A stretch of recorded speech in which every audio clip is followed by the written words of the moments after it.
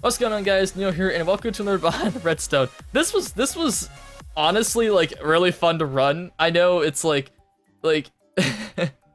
Family Feud is just it's a game show it's such a simple concept, but it's so much fun to watch. And honestly, it was a blast to just kind of moderate. I mean, they kind of ran it themselves like game to game, but it was really fun to kind of moderate and keep it going. Yeah.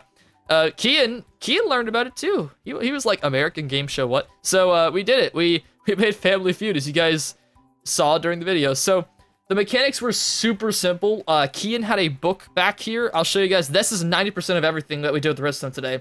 He had a book right here, and that book had a panel on it, and that panel allowed him to put things up there. I forgot to do this. I was gonna hide the chat so you couldn't see all the block placement commands appearing. But I didn't think we'd use the chat much during the game, and I thought the focus was on them talking, so I decided just to not bother putting the command on once we got into gear. But yeah, so pretty much the way it worked is I had all the questions here in a book ready for Kian, and what you did was the reset button would set up the board for each question. I mean, this was really just put there because the second question has 4 answers, and then of course what you do is you just click on the answers on the board, and they appear. That's literally everything. I'll go down and show you guys the logic behind it, but first, let me show you the murder time thing. So this was pretty straightforward. I have a test for block command on this button looking for is it pressed, and then if I go, I believe it is right here. Nope, one over, right there. So I'm in a platform underneath the game that has all the redstone, and this is it's really straightforward. So I always use my little store objective armor stand thing here. I call it like global or entity storage of data, just so that I don't have to put it on players and risk errors. So, first off, here's the test for block command. If it finds that it's been pressed, which is value 13, it sets a block over here, right there. So, what it does is it counts, there's an objective called count. It counts up to, I believe it was 1,500, if I'm not mistaken. 1,500, where are you? No, 300, sorry. 300 ticks is 15 seconds. So, basically all it did was every tick it adds to the score of 1. Of course, 20 ticks are in 1 second, so that's how that works. And then it just instantly says murder the team at a couple seconds into existence, or ticks into existence, which is about a third of a second into the existence, fourth actually.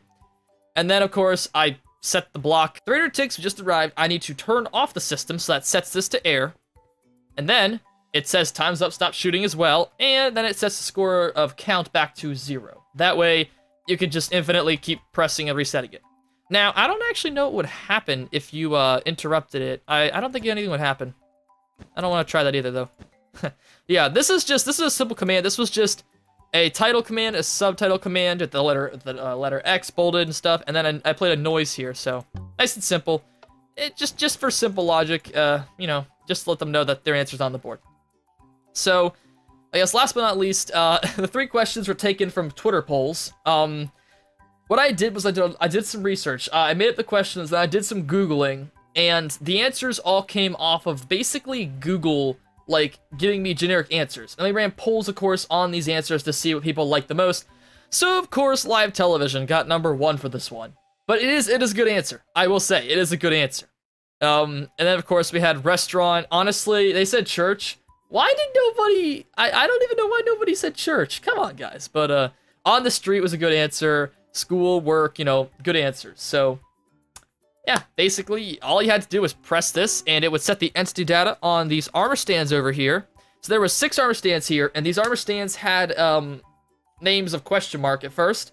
I would just change their name, and then it would just appear up there, and voila, that's how I do the board. Nice and simple. Now, I'll show you guys the actual commands. So every one of these is a click event. The book was generated off of a site called Minecraft Tools. If you click, it runs a block place command, set block. And these are all down here. I'll try and see if I can show you guys one while I'm running it. So I'll show you the first one. So look over here. I'm going to press the button. You saw that flash there. So all this does is every one of these is just basically an entity data command and a play sound. And then, of course, set block air so that, you know, that gets sent back to air for the next use. Plays a noise. And then this is it. So all the tags they're all given, all these armor stands are given tags 1 through 6.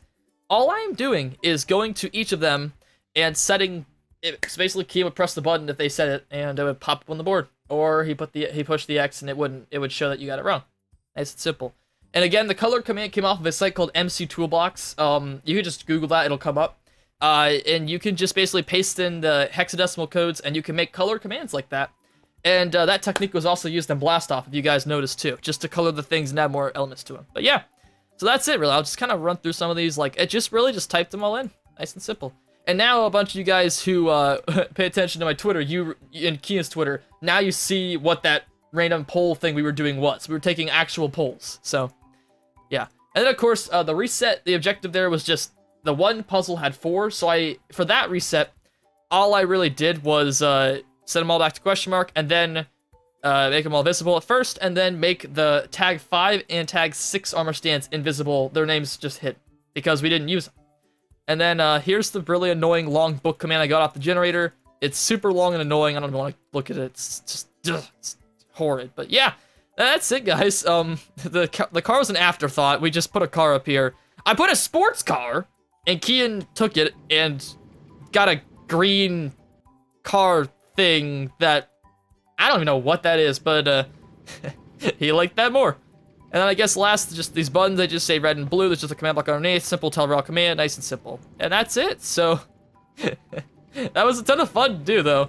I mean, it was very simple logic, but I think they liked it. It came out well and very chaotic. And I mean, everyone likes gunning and shooting and stuff. The scoreboard was actually just I did it manually, as you guys saw. I just punched them in the chat. Again, the focus was on the game, so I figured I didn't have to hide the chat or make command blocks just to put those in so it wouldn't show. So.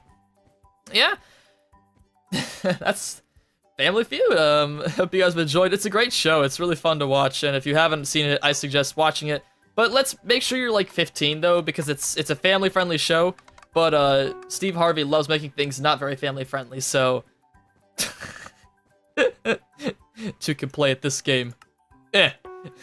Thank you guys, and if you want to see more Redstone stuff, let me know, and thanks for the recent support, you guys. I think we are going to hit 60,000 before this goes up, so thank you for that incredible milestone. If you like this video, hit that like button down below. Check out both of our channels, Kian's is mainly, because he's not uploading the video, and we will see you guys with the next Behind the Redstone, and I'll see you guys in the next video. Peace.